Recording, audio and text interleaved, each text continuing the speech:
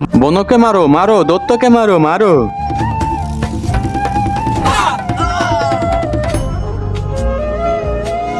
Please আমাকে মাফ করে দাও, দত্ত আমাকে খেও না, আমি কালকে আবার আসবো। সর্দার, আমাদের রাক্ষস তো অসুস্থ হয়ে গেছে, ওকে তো বাঁচাতে হবে। তুই একটা কাজ কর, একটা ডাক্তার ডেকে আন। আমি তো কোনো অটো দেখতেছি না, আমার তো হাসপাতালে তাড়াতাড়ি যাইতে হবে। ডাক্তার সাহেব তাড়াতাড়ি আমার সাথে আসেন।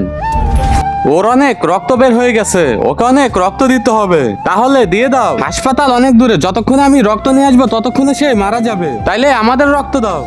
তোমাদের সবার রক্ত দিলেও কম পড়বে। আধিরা, তীর মারো। কিন্তু তার আগে কোনটা তোমার কাছে সব থেকে বেশি দামি, এক বস্তা টাকা নাকি মা বাবা? যদি মা বাবা হয় তাহলে ভিডিওটিতে লাইক করে চ্যানেলটি সাবস্ক্রাইব করে দিও। আর যদি লাইক সাবস্ক্রাইব না করো তাহলে আমি বুঝে নিব তুমি মা বাবাকে একটুও ভালোবাসো না।